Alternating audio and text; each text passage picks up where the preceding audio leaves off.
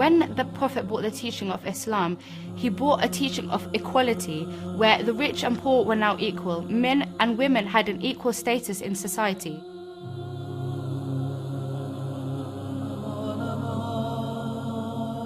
He was telling the world two things. One was how to treat daughters with respect and how to respect women in general, and also the fact that in times to come, he will be indebted to Fatima and her progeny for the propagation and survival of his divine message.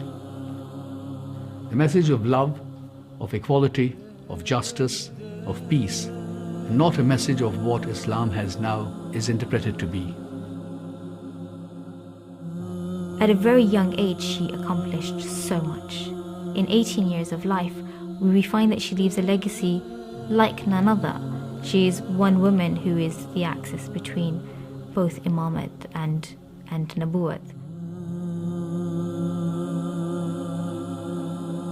To have someone like Fatima Zahra is a treasure. It's really something that, instead of having it only in books and words, and you should be like this, and you should aspire to be so, when you actually see a person becoming like that, it really encourages you and tells you that this is possible. It's possible to be generous like Fatima. It's possible to be wise like Fatima. It's possible to be firm in faith like Fatima.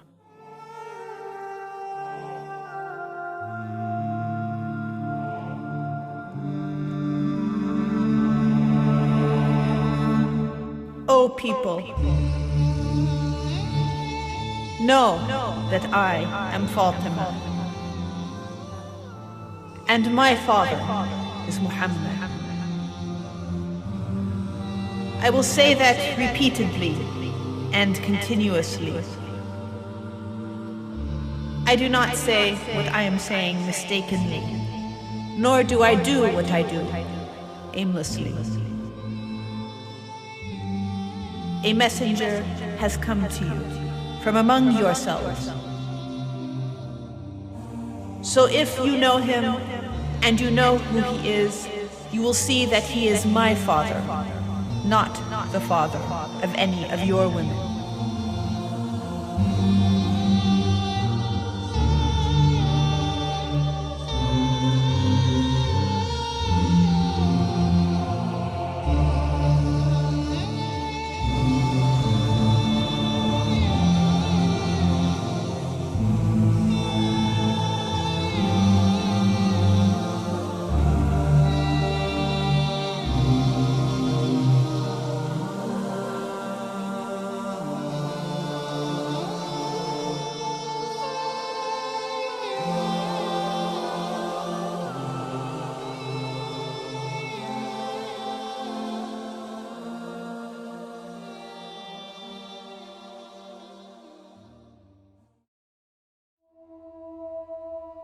Fatima alayhi salam was brought up by her father, the master of all creation.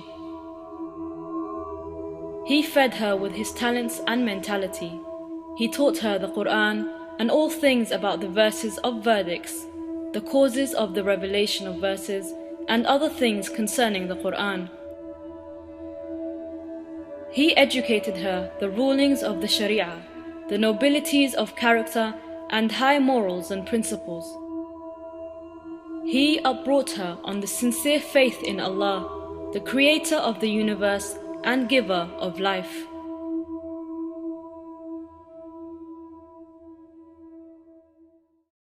Lady Fatima was born 5 years after the revelation of Islam. And when she was born, people made fun of the Prophet because, of course, they are coming from a society where having a daughter was a shame.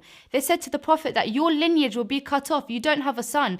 Who will carry your family name? They would call him Abtar, which meant tailless, because his son had died in infancy. And they then said that consequently he would be Abtar, tailless, meaning that he would have no one to continue on his lineage. No sons. He will die, and he will die alone. Nobody will continue his line.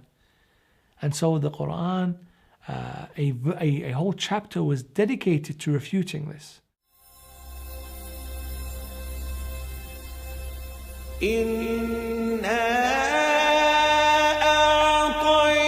أعطيناك الكوثر فصل لربك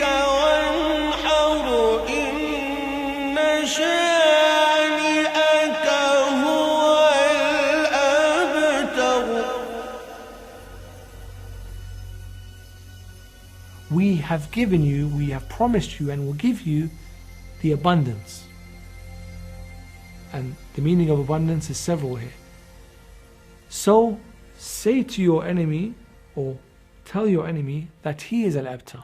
Kauthar, we believe, is Fatima al-Zahra because the lineage of the Prophet was carried on through Lady Fatima. And it wouldn't only be the fact that she would give birth to Imam Hassan and Imam Hussein in terms of the men of her house, but everybody that is then called a Sayyid. So her progeny is still being built from today. And we see, after 1400 years, there are people amongst us now that we say they are descendants of the Prophet. We look at the history of the people who are children and grandchildren of the Prophet, and we know their names, we know their life stories, we know where their shrines are, we go and visit them. But who do we know from the sons of Abu Lahab or Abu Jahl or Abu Sufyan? We don't trace their line. And we find that even in the hadith, we find that there are hadiths that says, may Allah have mercy on our Shi'as because they are made from our excess tinat. And consequently, everybody then who is a Shi'a is considered to be of the Al because we are made from that excess tinat. And therefore her lineage then continues. And so the Prophet faced each of these tribulations with magnanimity, with utmost patience. And Fatima al-Zahra learned from him this. And in later life, when she was faced with tribulations, she would respond in exactly the same way the Prophet did. Rasulullah used to treat Fatima in a manner which was different to the manner he used to treat other children. The Holy Prophet behaved with Fatima in such a way that everybody was astounded. He took the child in his lap. He would kiss her on a daily basis on her head. He would hold her hand and walk with her. He would sit and talk with her. The Prophet would love Fatima al-Zahra. When he would walk into a room, she would stand for him and seat him in her place. And likewise, when she would walk inside a room, the Prophet would stand. He would embrace her. He would kiss her, and then he would seat her where he is sitting. What has gotten into this man? How does he behave like this with a young child? 2 or 3 or 4 years old, we pay no attention to them. Yet look what this man has done. For Rasulullah, Fatima al-Zahra was the most beloved of creations. We have narrations from the 5th and the 6th Imam that says that Rasulullah would never retire for a day without having kissed Sayyidah Fatima al-Zahra first. It is said that when he would leave Medina, he would see Fatima last, and when he would come back, she was the first person that he would go and see. Men of Quraysh had never seen behavior like this. They wouldn't talk to their daughters. The Quran says that they would bury their daughters and be angry at the birth of daughters. They saw no value in them. Some of them traded away their daughters. Some of them openly tried to kill their daughters. And when they saw the Holy Prophet behaving in this way, they were surprised.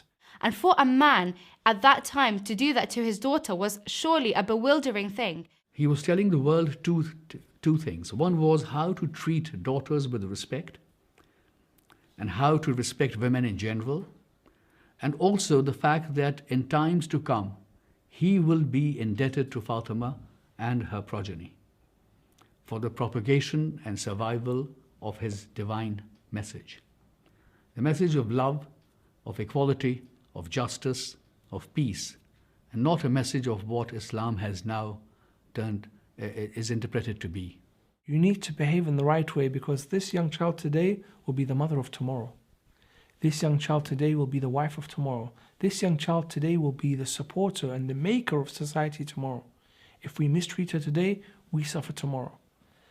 And this was a message that the Prophet was struggling to get out because the tide was very strong, not just in Arabia, elsewhere in the world. And yet in that time, the Prophet was preaching a message of humanity that people found surprising. And so in this environment, Fatima al-Zahra was born into. She would see her father leave every day to preach his message. She witnesses a lot of hostility by the infidels of Arabia, a lot of hostility towards Rasulullah because obviously he was now bringing a religion that was directly against what they believed and directly against their norms and practices. And we hear of one incident when he was reciting the Quran in one of the chambers, at the Kaaba, and or he was in sujood, and they take a camel's placenta and they drop it on his head. But she was the one that would wipe away the blood, that would take away the intestines from his back, that would look after him. And that is why the Prophet said, Fatima, anti ummi abiha. Fatima, you are the mother of your father. Fatima took the role of her mother towards her father, who still faced the harms and aggressions of Quraysh. Fatima comforted the loneliness of her father and relieved his sufferings, and served him with her love and kindness until she was called the mother of her father.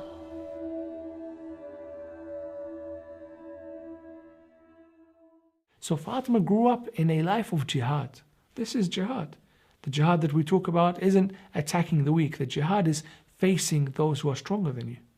Standing up to those who would bully their way. That is jihad. Standing up for those who are oppressed. And this is what the Prophet was doing. He took into Islam all the people who were being oppressed by the non-Muslims. Slaves, women, people who were without tribal protection, people who were oppressed just because they said La ilaha illallah Muhammad Rasulullah. She came into this world to suffer, for the salvation of human beings.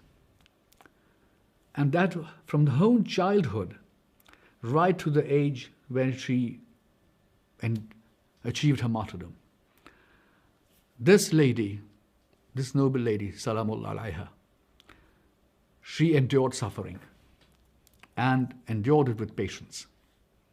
Not necessarily at the hands of the people, also the circumstances were such. Fatima was so dear, in fact, and as a result of that, the name of Fatima is so dear now that we are told that anybody who names their daughter Fatima, they are told to refrain from scolding her, and because the name has such a respect put behind it. Fatima as a person, we find that we are told that anybody who angers Fatima angers Allah, and her happiness is in line with Allah's happiness. And as a result of that, we find that her status, both as a daughter and as a woman, is highly elevated as a result. And so Fatima grew up in this environment where she saw the Prophet's courage. How courageous the Prophet was. Even in such difficult circumstances, he didn't let go of the Risala. He would not stop preaching to people. She saw the Prophet's jihad, how difficult for him to see himself, his family, his wife, his daughter, his cousins all suffer because of his preaching. And yet the Prophet would not stop. She saw his kindness, his akhlaq. She saw the way he tried to protect his family and his fellow Muslims. She saw the best characteristics of a man. And she wanted to emulate the Prophet in this way. And she wanted to teach later on her children and her neighbors and her friends some of the akhlaq of the Prophet. All these tribulations and trials that the Rasulullah went through, so did his family. And the person who stood, apart from Imam Ali, who was his student at the time, and also his cousin, because he had taken on him under his wings, was his wife Khadija and Abu-Talib. They stood by him all the while. We find that during the life of Rasulullah, as time went on, the resistance that he faced from the Quraysh didn't let up in any way whatsoever. And the Prophet's protector, Abu-Talib, his uncle, decided to take them out of Mecca temporarily until the situation improved. They went to a place called Shib, Abu-Talib. That was a valley outside Mecca where Abu-Talib had taken his household after they had been boycotted by the Meccan society. And still accessible to Mecca. So the Prophet still could go out and preach to people, not completely in seclusion, but protected from people's attacks. However, as a result of this, we also find that they are then put under stern economic sanctions. They decided they would not trade with them, nor buy or sell anything to, nor talk to them, nor marry from them, nor live next to, nor allow to use any of their lands or their paths or any of their belongings. They formed a blockade of the Banu Hashim, and so they were forced out of Mecca. A memorandum was drawn up and it was hung on the Kaaba. The question I ask is, the Muslims were there. There were some Muslims around. They were living in Mecca. Did they come to help? The companions? Did they come to help Rasulullah? And in that time, Abu-Talib would send them food, and they would use the wealth of Khadija to provide for them at that time. And why? How does Abu-Talib have the courage to go into to Mecca, get food? Everybody knew where he was taking the food, for what purpose he was taking the food. He was the only person who shows courage. And so does his son Ali later on. Where have the companions gone? There was nobody there who volunteered to say, okay, Abu-Talib, I'm going to do that, you stay at where you are. Nobody does that. The history records only he, and he alone, did that. The cries of the children would reach the inhabitants of Mecca, and this situation lasted for, we're told, 3 years. And Fatima Zahra lived through this. She saw her father risking his life on a daily basis, coming down from the caves and going into Mecca, sometimes with one or two of his companions, sometimes with Aqil and Ali ibn Abi Talib and Hamza, his uncle, going out, and even though the crowds were against him, some of them, he would preach to them on a daily basis. So we find that after the event of Shayba Abu-Talib, we enter into the year of grief, because Rasulullah loses two of his main hold supporters. At the time, Lady Khadija is seen crying, and Asma bint Umays says to Khadija that you are the wife of the Prophet, the first one to have believed in him. You are the first woman of Islam. Why are you crying? And Khadija replies, Asma, surely I'm not crying for myself. I'm crying for my daughter Fatima Zahra. She says that when a daughter gets married, she needs her mother there for advice. And she goes, my passing is inevitable, however, who will be there for Fatima? So Asma bint Umays says, I promise you that the day that Fatima Zahra gets married, I will go with her in your place. I will be her mother on that day, and I will be the one that she tells. And Khadija then smiled. Diseases attacked the mother of believers, Khadija, and death approached her soon. In the last moments of her life, she felt pain whenever she looked at her only daughter Fatima, who was a young child then. She looked at Fatima with pain and sigh, and she recommended the Prophet ﷺ to take much care of her. The Prophet ﷺ was afflicted by the great loss of Khadija, who filled his life with satisfaction and tranquility, and relieved him from the persecution of the oppressors of Quraysh.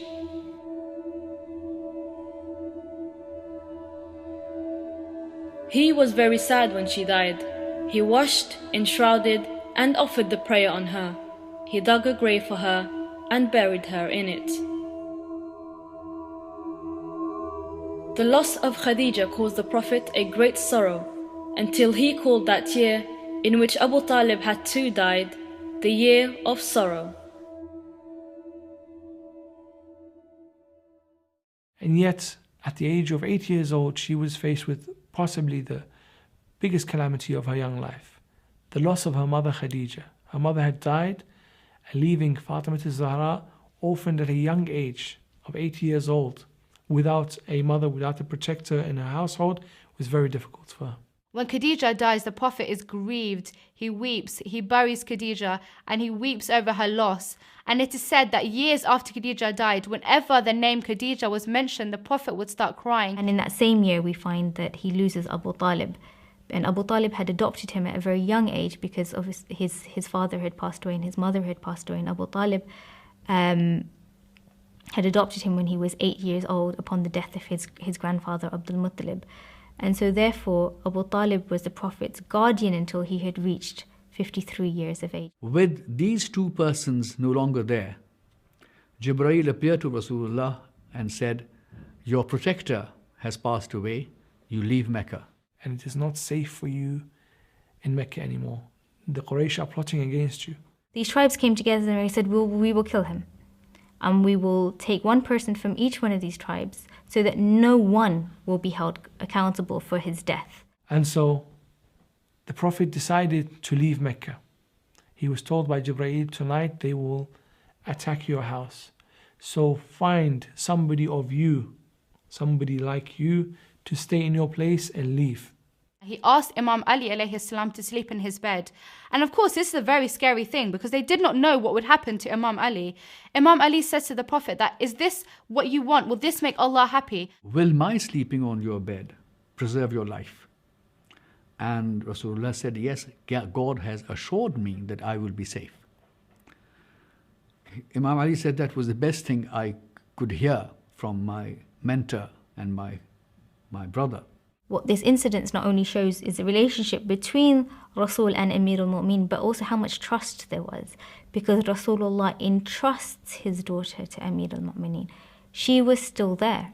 She was still in the house. And so once Rasulullah had arrived in Medina, we hear that Amir al-Mu'minin leaves with Fatima bint Asad and his mother, and he leaves with Fatima Zahra, and they then make their way towards Medina. And so Fatima sallallahu alayha was one of the people who committed the hijrah, who left from Mecca to Medina on emigration, who took flight to seek safety elsewhere.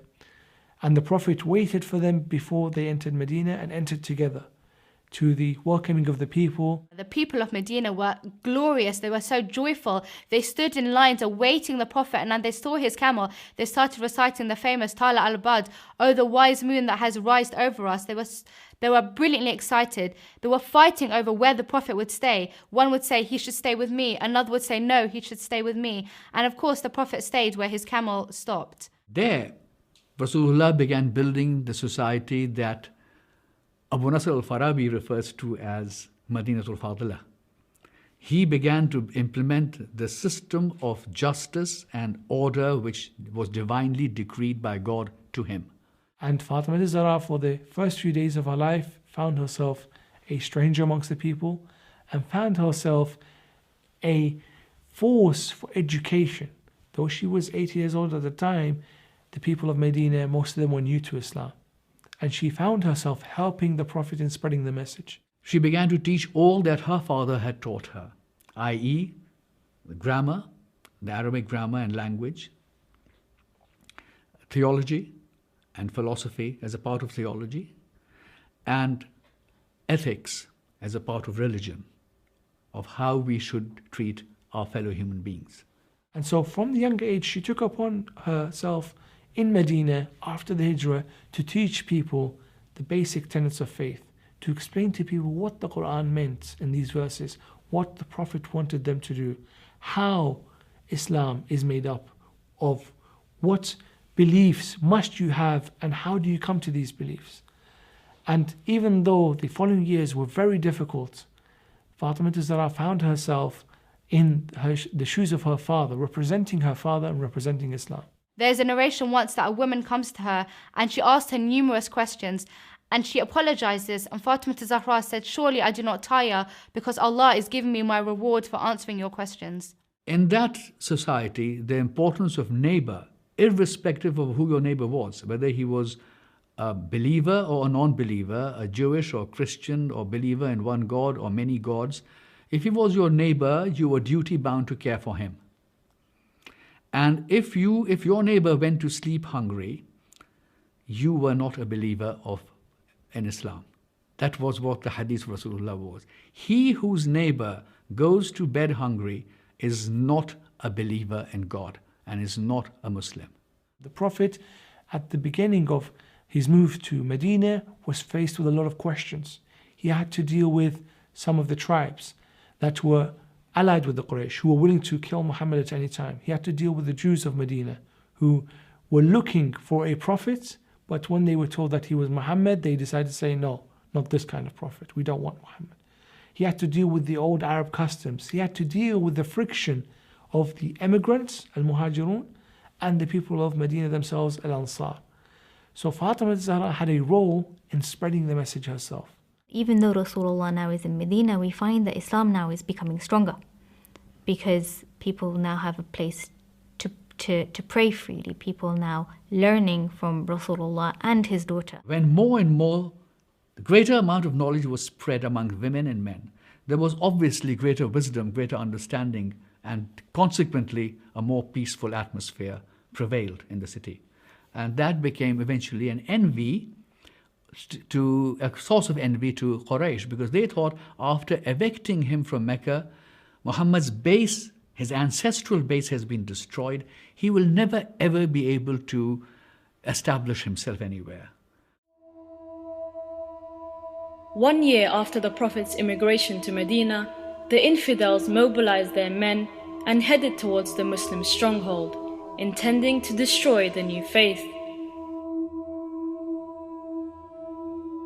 But Gabriel informed the Prophet of their conspiracy, who in return ordered the immigrants and Medinites to leave the city and meet them in a place located on the way to Mecca called Badr. Although the infidels outnumbered the Muslims 3-1, the Prophet and his followers defeated them and returned to Medina triumphant and victorious. And though Fatima al-Zahra saw now directly how dangerous the message was for the Prophet, how dangerous the role of a Prophet was, that the Prophet was being challenged physically now, not just by people throwing stones and people making a mockery of him and people sometimes insulting. No, now people were willing to go to war and kill hundreds of people to get to the Prophet. And so Fatima found herself in Medina while the Prophet was out in Badr. When the men would go to battle, Fatima al-Zahra would be the one to visit the ladies, visit those whose husbands had gone to battle. She would visit them. She would make sure they're okay. She would help them within their household. She is known to carry water for people. She would sweep their houses. Those people that weren't able to provide for themselves, she would cook for them. She would help them. And Fatima found herself keeping up the spirits of the people, telling people that this was real jihad, that the Prophet would succeed, that the Prophet was supported by Allah. And though some of the people in Medina were hypocrites and some people were spreading doubt, Fatima al-Zahra would tell people, turn to prayer, turn to Allah subhanahu wa ta'ala. Let us read what the words of the Quran are. Tell us how many times the Quran, in one of the verses says, how many times has it been a smaller force has defeated the larger force. The year following, they came back with vengeance, with a bigger army. This time they were joined by Abu Sufyan with his own tribe, and they came to avenge Badr. There was a raised ground on which Rasulullah stood, and he instructed 70 of his followers not to move.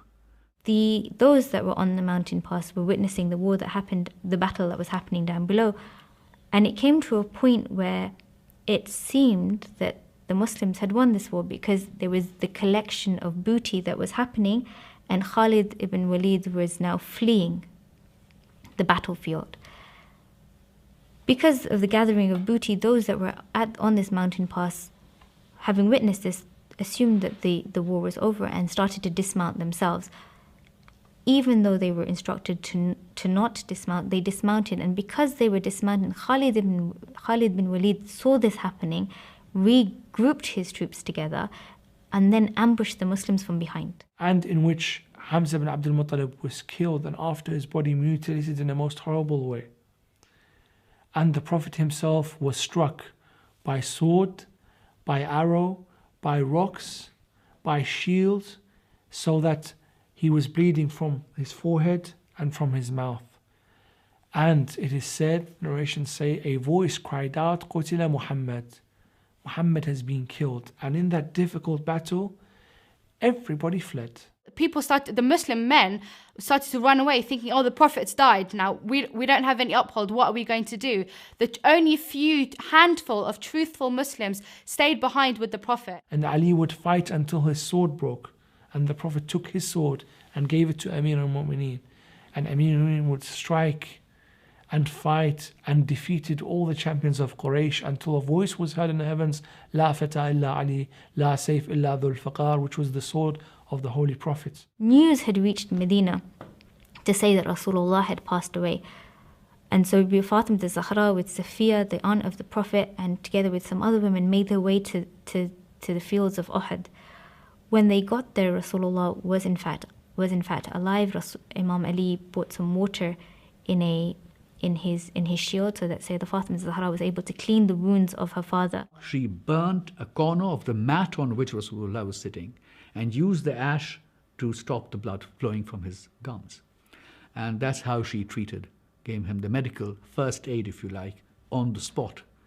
And she then took him, after the battle, she took him back to Medina. As a result of Hamza's death in Uhud, we find that Hamza became known as Sayyid al-Shuhada.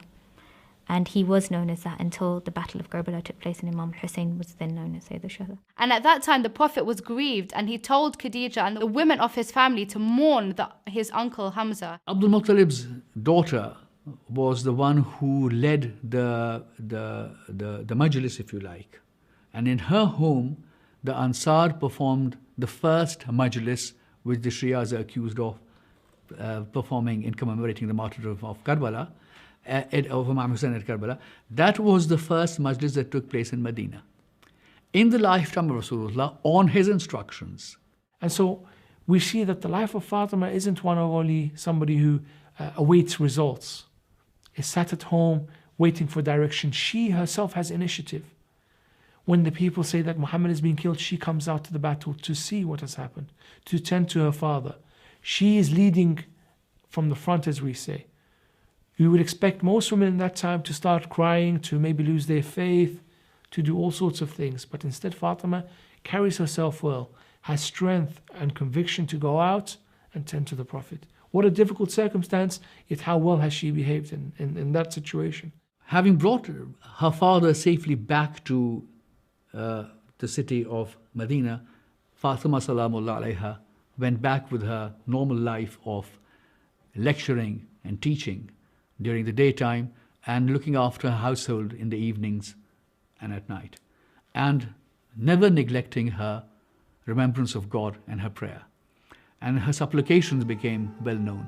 People used to come and ask her for help, and she would advise them what to supplicate and how to recite the prayer and at what time of the day they should do so.